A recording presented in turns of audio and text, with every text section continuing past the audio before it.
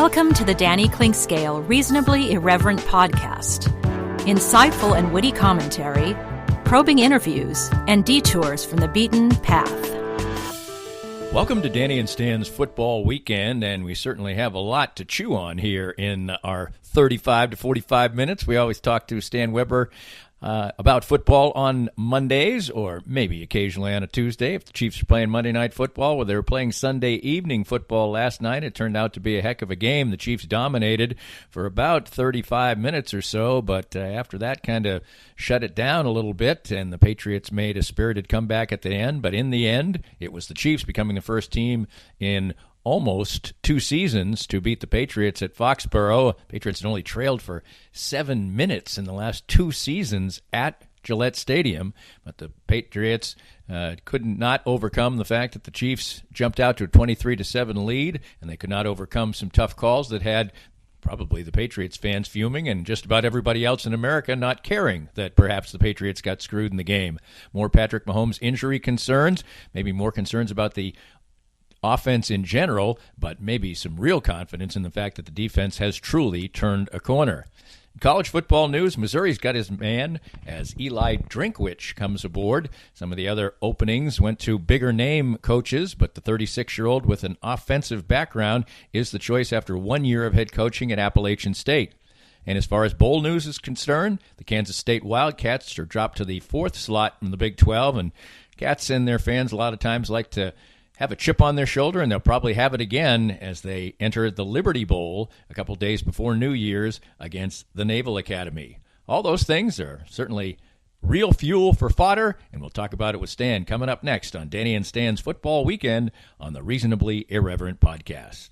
Looking for a truly unique escape from your normal entertainment or corporate team-building regimen? Stay tuned for an exclusive offer only for Reasonably Irreverent listeners. I'm excited to tell you about an extraordinary destination, the Exit Room, located in the heart of beautiful downtown Lee Summit. The Exit Room is a distinctive entertainment option that offers a cool alternative to the normal couples night out, family get-togethers, and corporate team-building events. The Exit Room is a one-of-a-kind boutique escape room catering to special occasions and corporate team-building events and is unmatched in the Kansas City metro. With 5 individually designed and varied escape room adventures, your party or employees can unplug from their electronic world, interact with one another, match wits, and ultimately escape the humdrum of the ordinary. The Exit Room adventures cross decades and centuries and create fascinating fun. I know the owners well. They are local folks, their staff is warm and friendly, their lobby is inviting and beautiful, and their adventures are award-winning. Check online. There are over 1,000 reviews, and note that they are a rare 5-star ranked business. Visit their website and Facebook page, and any of my listeners who books online at theexitroomkc.com using the promo code Clinkscale19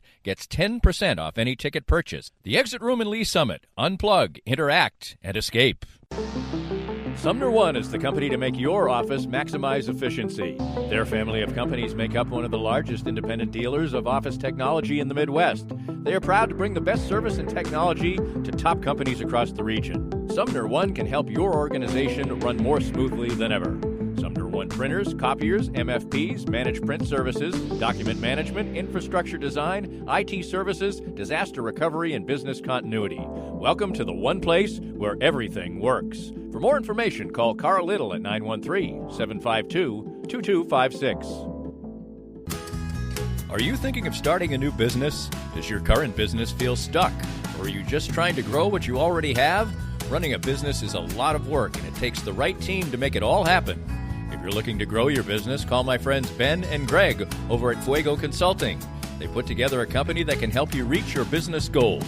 Whether you're looking to get online, build a social media strategy, or rebrand your business, they can help. Call Fuego at 816-663-9695 or visit them online at fuegoconsulting.com. Fuego Consulting. Let's grow your business together. If you'd like to join these and other great sponsors and market your business to a growing and engaged audience, contact us at danny@dannyclinkscale.com. Look forward to hearing from you. Stan, big-time football in Foxborough, Massachusetts on Sunday, and the Kansas City Chiefs looked like they were going to roll. They were completely dominating the game. Maybe in the end they should have, and we can talk about some of the frailties of the game. And I think that the way the game played out has caused more consternation in Chiefs Nation than maybe it deserves a little bit. But in the end, Patriots don't lose at Foxborough. They had trailed for 7 minutes in the last 2 years at Foxborough. And the Chiefs get a win that, hey, it had its warts, but you don't argue about it. Well, there's a lot of things to look at. First of all, it's only the third loss of the year by the Patriots, period. So you can bash the Patriots and say what they aren't, but look at their record. They find ways to win. And at home, they've been unbelievable, winning every game in 19 until Sunday's game against the Chiefs, all the games in 2018 and all the way back to 2017 when they finally had a loss back there. And the Chiefs won a game on Monday Night Football. You remember the game at Arrowhead Stadium where the Chiefs blew the Patriots out, and people really did seriously think that Tom Brady was finished. The questions were that pointed to Bill Belichick right after the game. I think that's when he sent on to Cincinnati and acted like it was no big deal. But the Chiefs have really had a good opportunity to compete against the Patriots the way they play. Andy Reid is one of the best coaches in the league. Not a surprise. He was an offensive-minded guy who has answers, has experience, and then he has the talent and players that really stress New England. The Patriots, I thought, coached an amazing game to try to keep themselves in the game, but the theme at the start of the game was quickly the Chiefs are better. The Chiefs' offense is better than New England's defense, even though they do so many things right and try to keep you off balance. It's just it's an offensive game nowadays, so the Chiefs have the slight advantage. And then obviously you've got to point out that Steve Spagnuolo had a great game plan. He's starting to put some intricacies in there that are throwing off the quarterbacks completely. They're not sure what coverage they're in. They're not sure why a guy dove away from there's a slant route, and all of a sudden Breeland's running the other direction and catches the ball easily. And the quarterbacks aren't figuring that out. They're throwing the ball right to the Chiefs once in a while. That's good defensive coordinatorship, good instincts by the players. But I thought the Chiefs were just absolutely focused. And there are a few games each NFL year where teams just are locked in like it used to be back in a high school game when you're playing your rival. You are so fired up for that game. Or maybe as we get ready this week, Army versus Navy is the kind of game where there's complete focus by every player. It's a big deal. They want to play their best game. The Chiefs from the outset, they were hitting. They were decisive in how they were playing. They were making it hard on the Patriots. So very impressive performance on the defensive side. Very impressive performance on the focus and intensity of the Chiefs. And then a very impressive performance by the New England Patriot coaching staff as well to just try to stay alive, find ways to win. And, boy, I'll tell you what, the Chiefs pushed some buttons that you don't see in the NFL very often. They got emotion out of Tom Brady, and they got emotion out of Bill Belichick. And that is one of the hardest things to do in the NFL because he puts it into perspective and says, do your job, on to the next play. For instance, when he's celebrating, running down the field saying we made it on fourth down, that was not only out of character. I shook my head and go, Coach Belichick, you're the best, but just because Brady ran and converted on fourth down, I'm as surprised as you are, but you're not in the end zone yet. And, oh, by the way, they didn't make it. How often would Bill Belichick let emotion like that come out rather than saying, what are you guys talking about? Let's get to work. We got to get in the end zone. So for theater, Danny, for December football, this is what the NFL is all about. This is not a local story. You and I can talk about it, and, boy, the Chiefs fans that are listening to us are intimately knowledgeable about what all this means and how cool it is. But I'm telling you, the whole nation watched. They know who Patrick Mahomes is and Frank Clark, and they know all about the Patriots. So this is what makes the NFL great. The whole nation was sitting there on the edge of their chairs just like we were watching that performance. The ratings have got to be off the charts. The game had a lot of interesting curiosities and things that went on that were oddities. In the end, nobody is feeling sorry for the Patriots, but they really did kind of get screwed by the refs down the stretch, and it raises questions about the officiating, and everybody hates talking about officiating, and they also feel that they ignore all the other plays and the ones that the officials.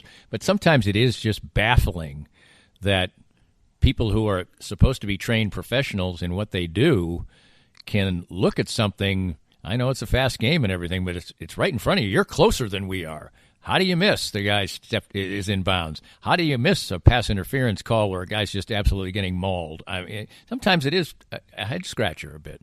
It really is, and we can live with some of the mistakes of the officials, I think, but the core of the problem that I'm having, and I think the NFL is by far the best game. It has been for 50 years. The way that they play it, they'll adjust their rules. They'll adapt to what needs to be done. There's a high level of competitiveness and everything else. But one thing that's causing a problem right now, Danny, is too often when it's 3rd and 7, I am watching the game and not watching the play. I watch the play and have to count to about 3 with every one of my instincts waiting for the real result of the play, which had nothing to do with the incomplete pass and they should be punting. There's a little yellow thing that comes up on a TV that says flag. There's an emotion by the players that they have, close facial shots of the direction they're walking, what their face looks like. I mean, I'm so tired of saying, okay, who was the penalty on? Is it, illegal hands to the face on the offense, or is it a 5-yard grab by the defense? Too often teams are bailed out by the penalty, and I notice when I'm watching a college game on third down, when the ball falls incomplete, I'm pretty darn sure it's the end of the play and I'm watching football. But in the NFL, it's too reliant, and the best example is the start of the game. Play 1, play 2, Chiefs dominate. Play 3, Chiefs defense dominates, but they go, oh, pass interference. Well, was it that big a deal? But the Patriots get a first down. Chiefs dominate for 3 more plays, but they say, oh, pass interference, 30 yards downfield, and here we go again. So when I encompass the officiating, I want to look at the overall concern rather than your question. I can't answer your question like why don't they see that specific play. It definitely looked like the Chiefs got some advantage, but man, no team's got more advantages over the last 10 years than the Patriots, especially right there in New England. So we don't need to cry about the calls that they get. And if Patrick Mahomes gets shoved out of bounds near the sideline, it's like a legal hit, because it's probably a legal hit. But if that were Tom Brady, there would be flags flying, like be 4 of them up in the air. So there is a way of officiating Patriots games that's a little unfair to others. You never need to apologize for victories. Great win for the Chiefs, but overall, the grabbing of the jersey or the touch fouls that they're calling on passing plays that give teams free first downs and the pass interferences. And some of the offensive pass interferences are very random this year. I guess they're trying to be a little fair, but the flag is too much a part of the third down game right now in the NFL, and I'm a little worried. It's taken a lot of enjoyment away from me, because on a throw down the field, if Patrick Mahomes throws the ball 30 yards downfield, you know what? I'm thinking less about Tyreek Hill catching it as I am, did they get a penalty? Did he accidentally shove him and get a pass interference? But I can't celebrate that. I just cannot celebrate that you gain yardage on pass interference, because how about the underthrow? How ridiculous. We saw a few of those on Sunday. The guy gets underthrown by 10 yards. The defender's 3 yards behind the receiver. So guess what? He catches up when the receiver slows down. So he starts hitting the brakes. And then he stops and turns around. But, he took the half step too much and bumped into the receiver who couldn't catch the ball 7 yards ahead of him, and they get a 40-yard pass interference. It's an issue. But at the end of the day, you take out all those official calls and whatever griping you want. Man, the game was on the line. It was right at the end, and you truly didn't know who was going to win that game at the end. If the Patriots would have scored, would they have gone for 2? Would we have gone to overtime? Which team had the advantage in overtime? So many things at stake. Congratulations. The Chiefs needed a win, and they still have a chance to get a bye. That's the big thing. Can you be the number 2 seed and have a bye? Because being the number 2 seed and getting a week off compared to maybe having to go to New England and Baltimore as a number 3 seed is night and day difference. No question about that. This is 3 weeks in a row now that the Chiefs' offense has been, really not that good by NFL standards. I mean, everybody's by their own standards. They scored 24 points. That's all right.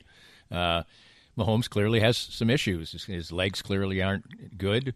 He's a little gun-shy back there, and now he hurt his hand early on and couldn't quite grip the football.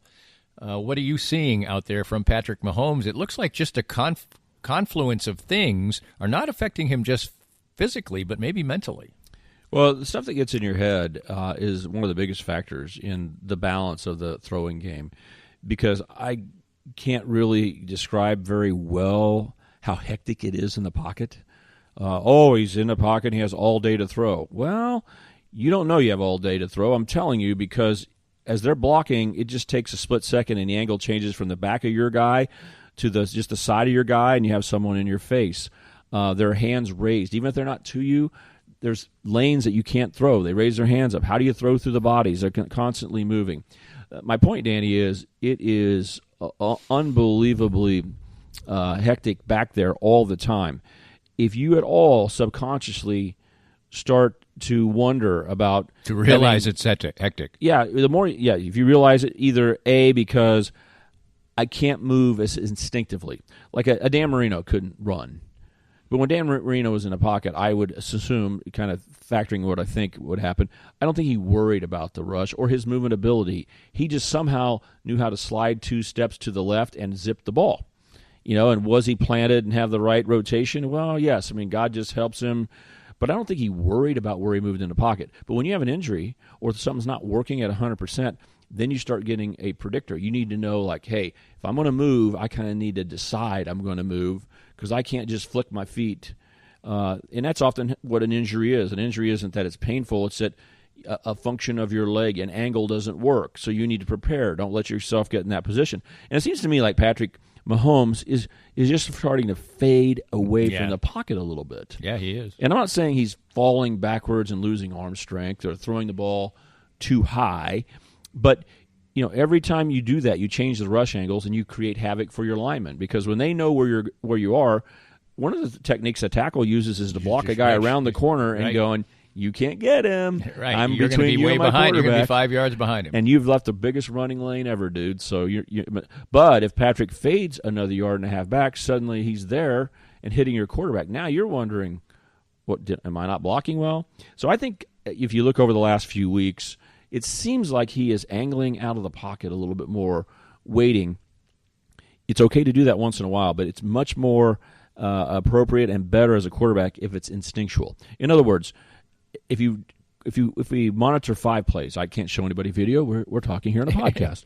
But if we had 5 plays of video, I would say it's okay if he fades back and throws. But out of that 5 plays of him moving in a pocket, he should move 5 different directions. That's how indifferent you should be. Right. It's just sometimes you move up in a pocket. Hop, hop. Can you see Dan Fouts kind of in your mind? Right. Hop, hop, fire. Slide to the left a little bit. Maybe just heck, take off and run. Fade back. But it doesn't seem like he's doing all those others. It seems like it's pretty much fade back and try to buy time. So why is he doing that? Is it because of his legs? Is it because the offensive line has had some issues? But I think it's very subconscious. It's not something that he thinks about a lot, and he's falling into that pattern. What does it do? It doesn't make him a bad quarterback, but maybe instead of being a 70% accurate completion guy, he falls to 64%, just by missing a couple of balls. By definition, if you're 2 or 3 yards back, you can still have arm strength, but it's going to take longer for the ball. If I need to throw a 15-yard dig route, if it has to go 3 yards, it's pretty easy here. It takes a little bit longer to get there, which might mean a hand knocks the pass away. But I also think something else has happened in the last couple of games. Travis Kelce is a guy who is the best tight end in the league, but he needs to make sure that he's locked in and glue-fingered on catching the football. 2 games ago, I thought he dropped some balls against the Raiders. Didn't hurt them because they just blew away, but there were some bad drops, and they can't afford to have that. They need him to be so reliable. Think about Gronkowski. Did Gronkowski catch 12 passes a game? No, he didn't catch it. In fact, his stat lines a lot of times didn't look that great. 4 for 52 yards. And 2 touchdowns. But when did they when did they throw those first to him? Downs, right. When did they throw it to him? When he was the only guy who had a chance with the blitz, with the coverage, with the situation. It's a must catch. And his ratio of catching the ball when he had to was super high. Travis Kelce caught a pass for a first down and made a giant mistake and basically ran backwards. You just can't do that. Then he fumbled. And he got bailed out that they didn't scoop and maybe score. But he took away a first down. So Travis, I'm not blowing him up, but when you're a superstar, it's okay to do the fundamentals. Just catch the ball. If it's an 8-yard route, thank you. Don't worry about 15 yards. If you got a first down, go ahead and run forward. Gain 2 more yards. You don't need to break 6 tackles and go for a touchdown. You definitely don't need to run backwards. Tyreek Hill can run backwards, but no one else should be doing that. But overall, the coolest thing is, and Danny, if you go back and can they listen to all the podcasts in chronological order to hold us accountable? Could they do that? Sure. Yes, would you mind if they did that? No. That wouldn't take up too much of your computer capabilities? No, okay. They're right there. I really like that because when we talk about the highs and lows, and you could go back a few weeks ago and talk about maybe some of the lows, basically we've said this, Danny. There is a blueprint to beat the Chiefs. We've said it's been presented more than normal, a blueprint to beat the Chiefs. That seemed like a real negative. But I said the Chiefs are so good that the blueprint's not very big. It's just your chance. And I also said throughout, the Chiefs can still win the Super Bowl. We do not have to overreact to Week 8, Week 10, Week 14. It's still going to come down to the playoff games. And when you have the capability of Patrick Mahomes, Andy Reid, Tyreek Hill, and Travis Kelce, you can beat anybody in the NFL on a given day. So they're going to have to do it, but they can still win the Super Bowl. And yesterday was Exhibit A. They're better than the Patriots. I mean, Belichick coached his butt off, and Brady played so hard to try to even keep up. And that's all they were trying to do. You're just sitting there going, Chiefs are better. Chiefs are better. The Chiefs are better. And the Patriots, they had to block a punt. They had to do so many things right just to hope to get to overtime. Chiefs are good. The Chiefs are really good. But we also pointed out, I think, a long time ago, the Ravens are good. Yeah, I wanted to ask you because, obviously he has become the flavor of the month. The Ravens QB. He's going to Lamar Jackson. He's going to be the MVP. I think that's almost certain. Although some people still, think that Russell Wilson should get the nod. I think that was more maybe a month ago. Well, they didn't play well on Sunday night. Right. So. Right. And Sunday night they didn't play. And the last couple of weeks it's been a little more of a grind for him. But he's a spectacular runner and a reasonably good thrower. And the way that they're structuring things seems really pretty special right now, and that's all you need. This may not be a long-term solution, but just break down Lamar Jackson the way he's playing football right now. Because last year it was Patrick Mahomes, and that's the way to do everything. And he's special. Well, all of a sudden he's a forgotten man right now, and Lamar Jackson is the man. Well, the first thing that you have to say about Lamar Jackson to give him fair credit is he throws a good spiral and has a knack for being accurate with the football. And no one gave him credit for that. And hey, count me in. I didn't say, look at that Louisville tape. He's going to be able to do that in the pros. I didn't think he would be a successful NFL starting quarterback. But when you go back and reevaluate, he wasn't a bad thrower. This is not 1970s wishbone quarterback that you really like his guile, but he can't really throw. It's not Tim Tebow. Right. Tim Tebow has everything, but he can't throw. He couldn't throw. Right. Okay? I mean, in college, he could figure it out when a guy's wide open and go da-da-da-da-da, I'll calculate, throw it, whatever. 8 steps ahead of him. Yeah. But he didn't have a knack.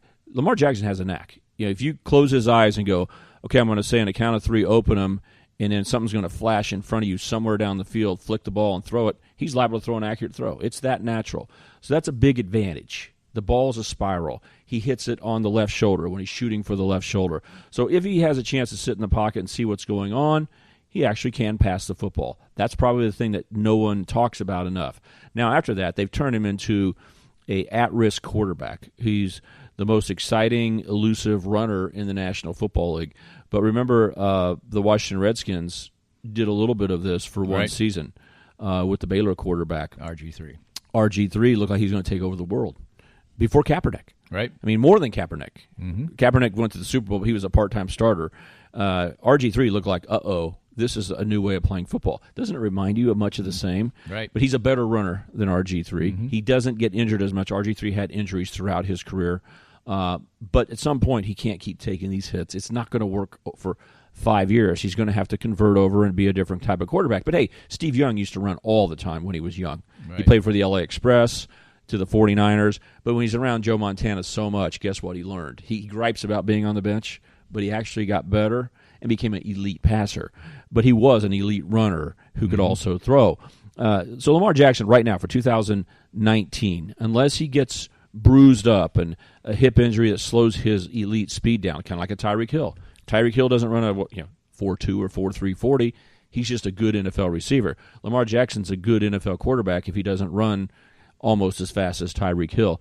So as long as he's healthy, he has the capability of doing things. Now, here's what I'd say.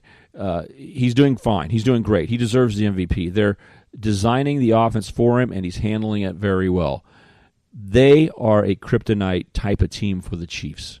Even though the Chiefs beat them this year, very impressive that they did, but the Ravens totally passed the ball way too much. We were calling it. I mean, why would you pass the ball more than you run against the Chiefs when you got Lamar Jackson? More now, and you felt like you had to play catch up and all that, and it's going to take 40 to win, and they coached the game that way. Go for fourth down everywhere. I think they would coach the game completely differently now, right. too. I think the Ravens will be a tough out for the Chiefs more than the Patriots.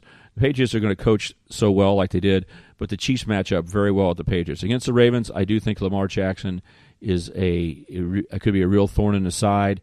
You hope you get a score first, get the lead, but I've been saying it for many weeks. I think the Ravens are a legitimate Super Bowl team, and one of the reasons why is I think they can beat the Chiefs head-to-head under many scenarios.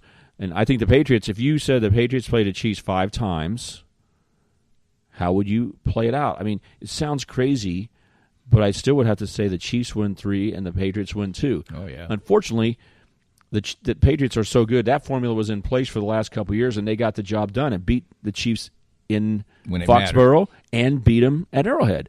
Right. But again, the Chiefs were the better team. New England has to do everything right to win. So it's an interesting scenario here. We got the Patriots, who are the bug that's not going to die. You've got to respect them. It'll be better to play them at home than on the road, obviously. But the Chiefs are the better team. I think the Ravens are the ones with Lamar Jackson is a real tough matchup for the Chiefs' defense. But one thing about football players, it doesn't matter if they're good or not, Danny. It really kind of does not matter if they think they're good, okay? And if they believe in the system. Okay? If they believe, like on this blitz, my job's to do this. If you believe it's going to work, you focus on, what did Bill Belichick say? Do your job. How about a Chris Jones? Chris Jones is a good player. He causes a lot of havoc. But I don't think Chris Jones did his job stopping the run as well as he could have last year. And maybe not a cut down to him. He's thinking, I got to create havoc.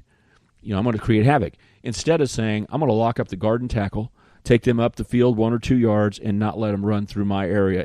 But because I believe that Tyrann Mathieu is going to kill the quarterback. Right. I believe. You see the belief? Did you see them? They believed in each other. Right. It didn't have to be me making the tackle. Could be you. But I'm going to do my job. So I think Steve Spagnuolo has gotten their confidence.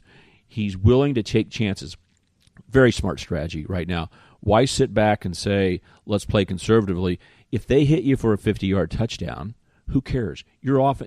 Chiefs don't mind playing a 35-point game or a 40-point game. If he lets them score too quick, what the heck? Because sacks equal punts.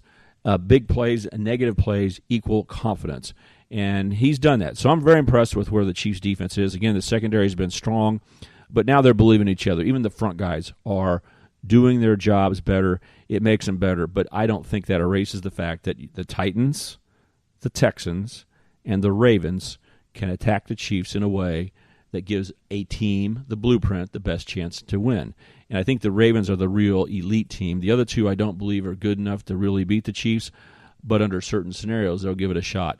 New England's the most intriguing. If you play them to go to the Super Bowl, you're sitting at a game that's going to be a war just because the Patriots know how to play on the toughest moments. They don't get nervous, but they don't have the weapons right now. Yeah, right. They can design all they want, but they don't have the weapons to win. Let's talk some college football up next. More of stories than football on the field as now the playoffs set. A great game between Baylor and Oklahoma, or a great, exciting result. Maybe not a great football game. I don't know. But we'll talk a little college football coming up next. More of Danny's Reasonably Irreverent podcast after this. We're here with Joe Spiker, the president of Easton Roofing. And Joe, you worked for other companies in the construction industry. What inspired you to start your own company in Easton Roofing? Well, Danny, when you are working for somebody else, you oftentimes don't get to see the project through from beginning to end, and you don't get the final control over the customer experience. And I wanted to build a place where people can come and get work done on their house and not have to worry about being treated the wrong way and get a good customer service experience start to finish. The company slogan is "Where Integrity Matters." Why is that so particularly important to you? Well, for us, what that means is treating each other with respect at work, treating our clients with respect, and making the right choice, especially when no one's looking. So when you're presented all the time as a contractor with choices that have to be made, are you going to make more money on this if you cut a corner? And we just wanted to make a place and a slogan that said to our people and to whoever is our customer, we're not going to do that. We're going to make the right choice regardless of profit. Easton Roofing, where integrity matters. For many people, a family law case will be one of the most difficult experiences in their life. The law firm of Kenneth McRae will help you through it. Personal and effective help from Ken in concert with you will develop a unique strategy for your unique case. As Ken always says, divorce can be civil law, not civil war. Licensed in Kansas? Visit McRaeLawOffice.com or call 913-972-4765.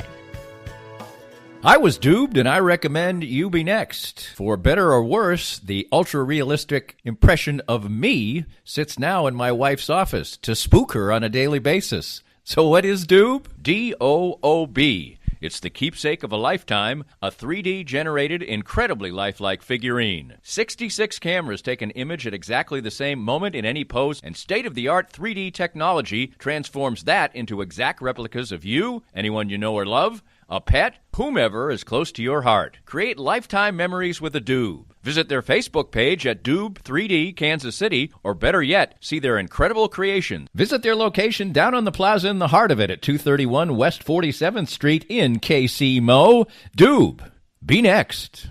There's no need to get a case of the Mondays every week, not during football season anyway. Hey, this is Matt Llewellyn from the 23rd Street Brewery, and we are the place for Monday Night Football. Food and drink specials every week, and all new televisions always at 23rd Street Brewery. The hardest thing about Mondays now will be getting through the workday, although waking up on Tuesdays might be a little bit tough. But remember, watch all the Chiefs games, NFL games, every game at the 23rd Street Brewery. Back on Danny and Stan's Football Weekend, let's talk a little college football now. And Missouri makes news as they make their hire with Eli Drinkwitz, longtime offensive coordinator. Well, you can't say long time, he's 36 years old, but offensive coordinator at a few good stops, and then 1 year at Appalachian State. And, you know, when your name's Drinkwitz, I guess you probably have to convince people a little bit more that you are a good football coach. Doesn't sound like a football coach, but that doesn't really matter. But I Drinkwitz me. I think what you have to say is that I think when Missouri fans heard the name, there probably was a little bit of, oh, really? I think that's just probably natural. They don't necessarily know. You dig in, you can create a case, obviously, and they're going to because they're fans. They want to, have this go on. But Drinkwitz is in a position now where, first of all, he's making almost 5 times more than he was before.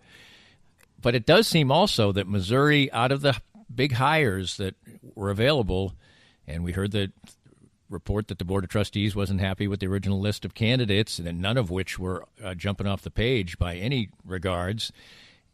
I'm not saying they had to settle for seconds, but it almost seems like they did. Like maybe their top candidates decided that Arkansas and Mississippi and places like that were better stops. It's so hard to say. It's fair to say that the fans' reaction is probably who. I mean, even when he was named the head coach, a lot of people would just say, I've never heard that name. There's nothing wrong with that. He's a first-year head coach at Appalachian State, and not everyone tracks their football program, for instance. You know, they upset Michigan a few years ago. And now they've moved into, Division I and full-blown football. Yeah, and FBS, and they're playing at a high level, and he did a great job this year. But you just have to meet the guy and have the confidence. But you can't sit in your chair or listen to this podcast and go, "Oh, I know this is a great hire." There's just no way. You don't have enough feedback. How many games did you watch of App State? How many press conferences have you watched him? He hadn't gone through a recruiting cycle. Yeah, there's just no way that we can opine overly confidently. Now, we could if we were in the room. I totally respect the fact that if we were in the room with him, we might go, this is the next Sean McVay. I mean, who thought he was going to turn the Rams on and go to a Super Bowl? And there isn't an age that's too young anymore. Oh, by the way, Danny, there never was an age that was too young.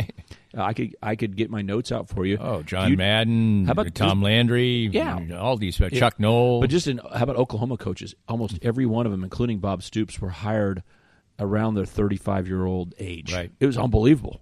Barry Switzer and Chuck Fairbanks and Bob Stoops and all these names that were great winners for Oklahoma were hired when they were very young. So let's not hold anything against him for being very young, but he better be good, because if he's not, if 2 years down the line and you're looking at your athletic director, Mr. Sturck, and saying, where do we get this guy from, he's not going to have a lot to stand on, as saying, well, I'm the most surprised guy in the world. I mean, if Les Miles doesn't do it at KU and it turns into a complete disaster, the athletic department at Kansas can go, well, I'm a little surprised, because I think Les Miles has got a pretty proven track record. Or, for instance, if Eli had been in a position where he coached for 5 years at a program and they went 2-10, then 4-8, then they started to win, he could point at that. He goes 2-10 and 4-8 at Missouri, he's going to get fired.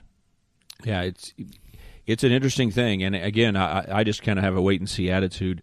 But I had a wait and see attitude about Barry Odom. He was a Missouri guy. He'd been around Gary Pinkel. He'd been on the staff, so he understands Missouri's current football program, and he has a tradition of being a Missouri football player, loves the university. That's a lot of positives, but that doesn't at all excite me like, oh, you found your guy. It's still usually pretty much a coin flip about how this thing is going to turn out. There are some coaches that all have stronger opinions about one way or the other, but I have to be fair. When Barry Odom became the head coach, I was saying, well, let's just see how he does. And I still am kind of saying with that 25-25 record, I'm not sure which way I lean. I don't think he's scaring the other coaches in the SEC East that watch out, this guy's going to win the East, so I have no problem with them letting him go. But now we hit the reset button, and I can't wait to see the indicators from how he handles his press conferences to the strategies we hear about, but most importantly, when the games unfold. And the new question for him as a youngster is, how is he going to handle the negativity? What happens if you have a repeat of losing to Wyoming in the first game? Everything went pretty well for him in his first year at App State. Right. Hey, sometimes when things go well for you, you just go, that dude's a winner and he's not going to lose. Okay? But other times you say, he hasn't experienced the downfalls, and that's going to happen. How is he going to respond to that kind of thing? And I would never say, "Oh, I want my coach to have gone through some negativity. I want him to have lost so he could bounce back." No. If you're just a flat out winner, it's okay. Go win. It's okay for Belichick, for instance. I talk about him a lot because he's the best, but it's okay to win 10 games every year. We don't need adversity. So I'm not saying I wish he would have stayed 4 years at App State and had one 5-7 season, but it still leads to the question.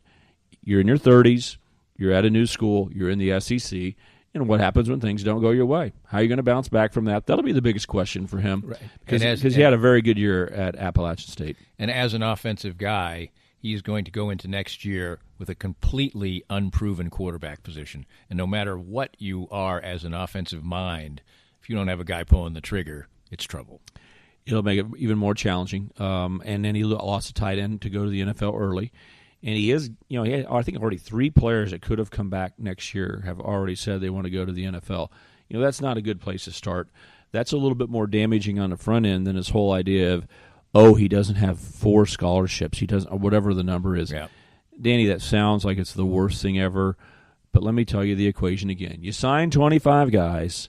10 of them will never play for your university. 10 of them. Just put an X on them. You don't know who they are, but 10 of them never play. So if you say 6 of our signees never play instead of 10, who cares? So right. It's not a killer right. if they don't allow you to sign as many players in a certain year. It sounds awful. What's really more awful is 3 guys that could have came back and played for Ole Mizzou and are veterans aren't going to be there. So that's the first indicator of the challenge next year are those 3 guys leaving, including a tight end that he could really use.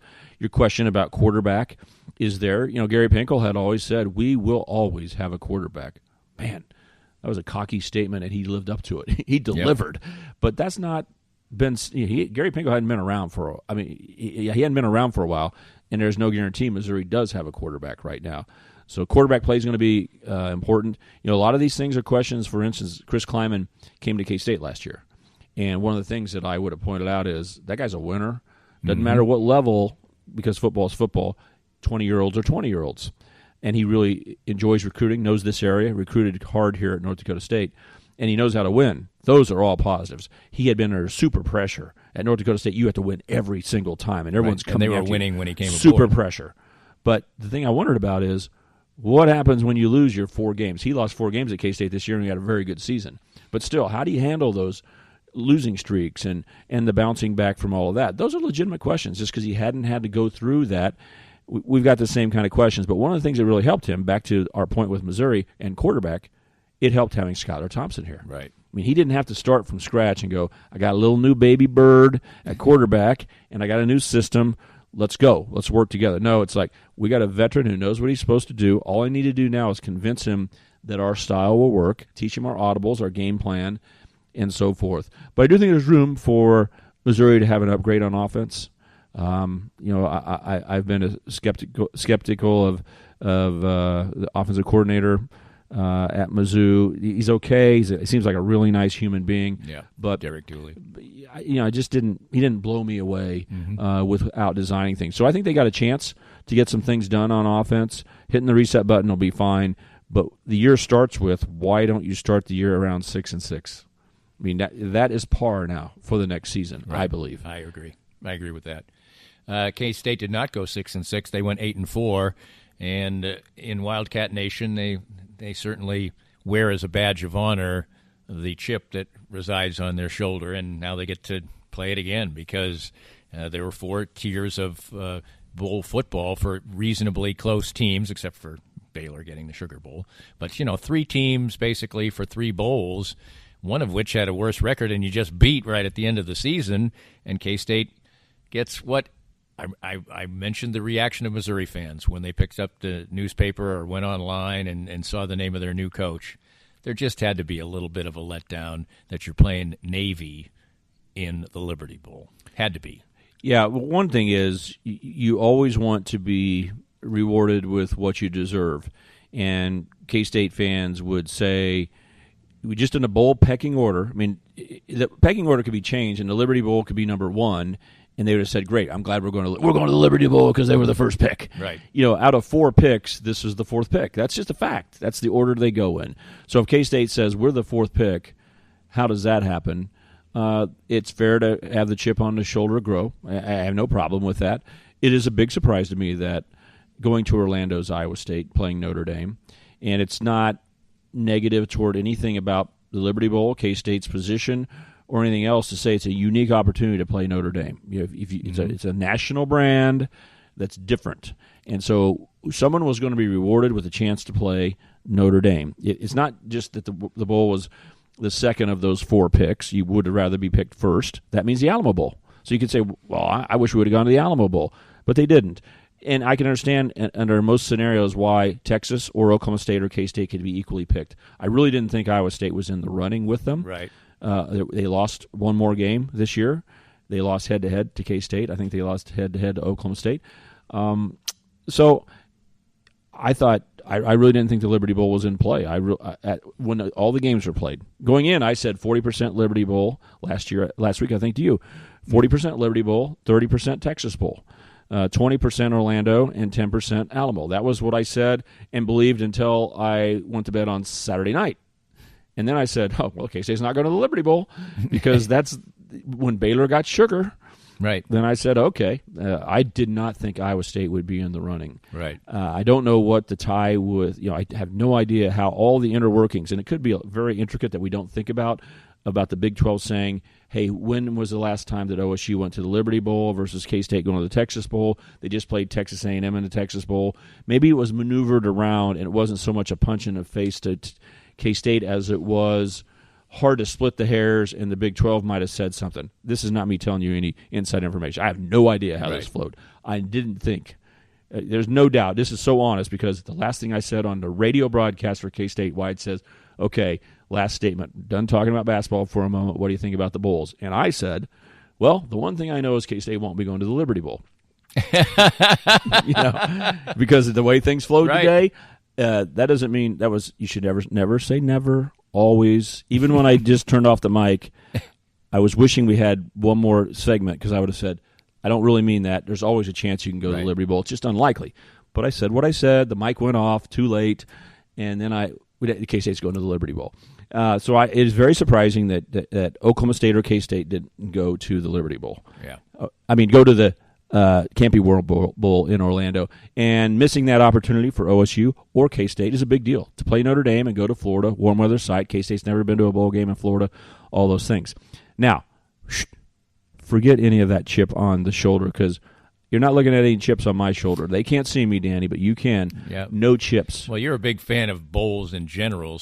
And I remember K-State was picked 9th. Right. I remember that K-State didn't go to a bowl game last year. Right. And, oh, by the way, Navy is a cool opponent to play. They're hard to beat. They're ranked. They're ranked, Danny. Yep. Higher than K-State right now. They're really good over the last 10 years. They're really good. Their quarterback is unbelievable. And their option style is so unique that it's going to cause a lot of havoc. The best rushing team in the country. But still, Navy is a hard team to beat, but if you do beat them, it's something you could feel very good about. But will the fans feel that way? That's supposed to be ordinarily in that spot as an SEC opponent, and instead they opted for Navy this year. I agree with you. They're tough to beat. You got to prepare for a completely new system. To me, almost from perception-wise, it's a no-win situation. Is that unfair? It could be, but look at this, Dean. Let's just throw in a name. Mizzou was bowl eligible. Let's say they were at the Liberty Bowl. They may not have ever made it to that level. Right. But you say that's exciting because it's Mizzou versus K-State. Okay, bad example. How about Kentucky? Right. Would you rather play? No, seriously. No. Would you rather? No. Would you be more excited to watch? Just you're not a K-State fan, Danny. Would you be more excited to turn on the TV and watch, or listen on the radio is even better, Danny? If you did that, would you be more excited to see Navy play K-State? Well, I'm Kentucky? excited to see. I like watching the service academies play. Their attention to detail, their different style of play. I like that. I'm just talking these about two teams have never met in football ever. You can say that I'm just playing the fight song to the K-State fans. I'm not at all. You know me better than that. Hopefully the fan. No, this is for instance. Here's a good way for me to say it. You know who else might have been in that bowl game? Cincinnati. Right. Why Navy? Could have been Cincinnati. I'd be much less excited to go K-State's going, or how about playing Memphis in their own stadium? I know Memphis made it to the Cotton Bowl, but that's the kind of team that could have been there if it wasn't the SEC team. I'm way more excited to say Navy instead of Cincinnati or Memphis because Navy's unique. It really is different. And the way that they handle themselves on the football field, the excellence they have, and then all the other aspects of what it's like to be around a program like that for the players, Danny. And remember, the players' confidence is what really matters, not the fans. The players, I talked about the Chiefs' confidence. Right. If you go on the field and fight Navy when you both want to play the same style, these are military guys taught to never give up, have the most regimented, hard schedule in the country. They are tough. They don't give up. They're physical. They want to own the line of scrimmage. They want to strategize. Oh, yeah, that's important to them. Strategize better than anybody in the country. Don't have penalties. Don't have turnovers. That's what K-State wants to do. Right. If you play the Naval Academy and in the locker room you beat them, that is something that you'll remember the rest of your life. Like, we beat the best mental in the world at what we want to do and they want to do, and we persevered and did the job today. It's a giant boost. It was a giant boost when K-State beat Iowa State because they're in the same mode. Right. Okay? Iowa State is really getting patted on the back. Man, Iowa State's awesome. Look at what they do. Look at that coach, Matt Campbell. He could be coaching at Michigan next year. If they fire Harbaugh, they're going to come after Matt Campbell. All this love for what Iowa State's doing and the way they're playing football. Deserved. K-State beat them head-to-head right there. I'm excited about, A bowl game, B, seeing K-State get a chance to win 9 games, and then putting everything that they believe in on the line against a team that's trying to take it exactly the same way, and playing the Naval Academy for the first time. I've broadcast for 33 years. There's very few times I get to say doing something for the first time. So I'm excited. Navy, K-State in the Liberty Bowl. We have time to talk about the college football playoffs over the next couple of weeks, so we'll keep that for another time. But I will say this is a selling point to the K-State fans who travel so well anyway. I'm sure they would have rather gone to Florida. Sunshine, never been there, whatever. I'm sure they rather went to San Antonio. Enough said. San Antonio's fantastic. Or just to put it another way, if Notre Dame would have came to Memphis, then all those other things would. There's a lot of cachet with Notre Dame, but too. I'll say this: if the weather is good, and it can be dodgy in Memphis at that point in time, if people think in Memphis it's the South, whatever. There've been a lot of cold Liberty Bowls, a lot. But if the weather's good, you go, you watch your bowl game on the 30th, you stay one extra day. 31st, Danny. Oh, it's the 31st. They was wrong. You don't have to stay one extra day. You can go right. 2:45 kick. There it and is. Go straight to the party. I read that in the paper. I read that in the article, and then they looked in the grid, and it said the 30th. And I'm like, well, that's a Monday night. That makes sense. So this is even better. Afternoon game. You don't even have to have another day of your hotel. New Year's Eve in Memphis. Now, that sounds pretty cool. So there you go. Let me tell you that one of the greatest celebrations in K-State football history was on December 31st. Okay? Syracuse, you're familiar with Donovan McNabb and a bunch of pros. I don't have time to go over it, but like 7 legitimate big-time NFL stars were for Syracuse. And Michael Bishop's 1997 team, not the 1998, but they played like the 1998 team that went to number 1 in the country. They fought Donovan McNabb and put on a show in the Fiesta Bowl. And as soon as the game was over, because that was a night game, as soon as the game was over, the K-State fans walked down en masse, and December 31st, right there in Tempe, Arizona, in the party era, It's not as cool as Beale Street probably in Memphis, and there's a little bit more time to get your party in order. But what better way to ring in the new year with a bunch of K-State fans after a 9-win season, and that's what's available. So it's hard for me to be negative about this, right. Danny. I mean, really. Oh, I was trying to close it with a selling point. So besides the fact that I was jobbed by the state, the chart in the Kansas City Star, 31st is even better. One less night of hotel. You still get the New Year's Eve celebration. Stan, always a pleasure, and we'll talk about that one in a couple of weeks, and we'll talk about the playoff as we go along as well. Always fun. Thanks, Danny. This podcast was made possible by our great sponsors like Easton Roofing, the presenting sponsor of Kansas City Profiles at the Danny Kling Scale Reasonably Irreverent podcast. Easton Roofing, where integrity matters. We hope you enjoyed the latest Danny Kling Scale Reasonably Irreverent podcast. Come back soon for something fresh and new.